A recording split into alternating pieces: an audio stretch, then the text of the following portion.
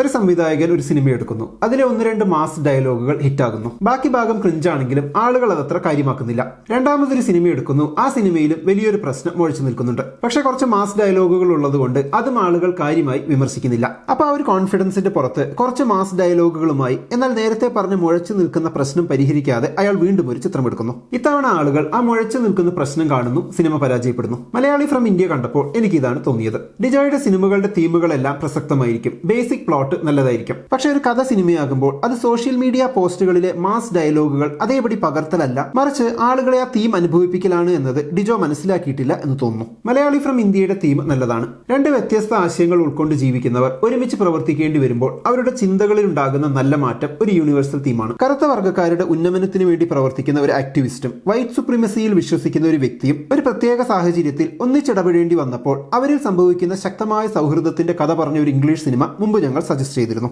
ഒന്ന് പറഞ്ഞ് രണ്ടാമത്തേതിന് പാകിസ്ഥാനിൽ പോടാ എന്ന് പറയുന്ന വർഗീയവാദിയായ ഒരു വ്യക്തിക്ക് മലയാളികൾ മോശക്കാരാണ് എന്ന് ഒരു വ്യക്തിപരമായ അനുഭവം വെച്ച് ചിന്തിക്കുന്ന ഒരു പാകിസ്ഥാനിയുടെ കൂടെ കുറച്ചുനാൾ കഴിയേണ്ടി വരുമ്പോൾ അവരിൽ ഉടലെടുക്കുന്ന സൗഹൃദമാണ് മലയാളി ഫ്രം ഇന്ത്യയുടെ തീം. കേൾക്കുമ്പോൾ തന്നെ ഗംഭീരമെന്ന് തോന്നുന്ന തീം.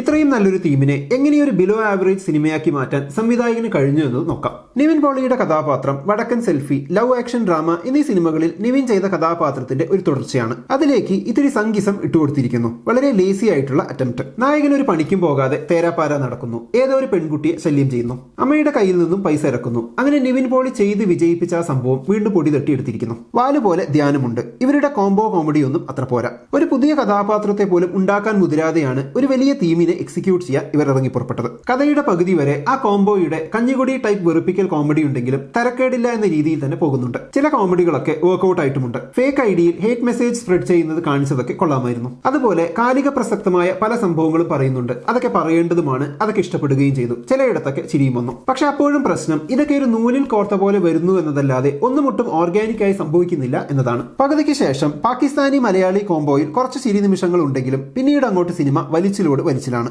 ഇതെന്താ തീരാത്തെ എന്ന് തോന്നിപ്പിക്കും വിധം ഓവർ കോൺഫിഡൻസോട് കൂടിയാണ് സിനിമ കാടും മലയും ഒക്കെ കയറുന്നത്. നായകന് കൊറോണ വരുന്നു, അത് കഴിഞ്ഞ് പാകിസ്ഥാനിക്ക് കൊറോണ വരുന്നു. നായകൻ പാകിസ്ഥാനിലേക്ക് വിടുന്നു, പെൺകുട്ടിയോട് സ്വപ്നം കാണാൻ പറയുന്നു, പാകിസ്ഥാനികളുടെ തല്ലുവാങ്ങുന്നു. പെൺകുട്ടി UN ആസ്ഥാനത്ത് പ്രസംഗിക്കുന്നു. അങ്ങനെ ഗോപി UN വരെ പ്രശസ്തനാകുന്നു.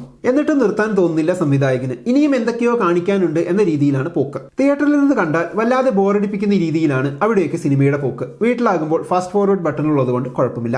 ഒരേ ഒരു ആശ്വാസം, നിവിൻ പോളിയും പാകിസ്ഥാനിയായി വന്ന നടനും നല്ലപോലെ അഭിനയിച്ചിട്ടുണ്ട് എന്നതാണ്. അവരുടെ പെർഫോമൻസ് കൊണ്ട് മാത്രമാണ് സിനിമ കണ്ടിരിക്കാൻ കഴിയുന്നത്. ഹിന്ദു വർഗീയവാദിയുടെ മനസ്സുള്ള ഗോപിയുടെ ട്രാൻസ്ഫോർമേഷൻ ആണല്ലോ സിനിമയുടെ വിഷയം. ക്രിക്കറ്റിൽ പാകിസ്ഥാൻ ജയിച്ചപ്പോൾ മുസ്ലിം കുട്ടികൾ പടക്കം പൊട്ടിച്ചു എന്ന തോന്നലിൽ അവർക്ക് നേരെ ബോംബെറിയാൻ പോകുന്ന മൽഘോഷ് എന്ന തീവ്രവാദിയുടെ സുഹൃത്താണ് ഗോപിയും കൂടെയുണ്ടായിരുന്നു ഈ ബോംബെറിയുമ്പോൾ. ഗോപിക്ക് അതിനുശേഷവും മൽഘോഷിനോട് ഒരു വെറുപ്പുമില്ല. അതായത് ആശയം കൊണ്ട് മാത്രം അനുകൂലിക്കുന്ന, എന്നാൽ ഒരു ദുരന്തം മുന്നിൽ കാണുമ്പോൾ വേദന തോന്നുന്ന ടൈപ്പ് തീവ്രവാദികളല്ല.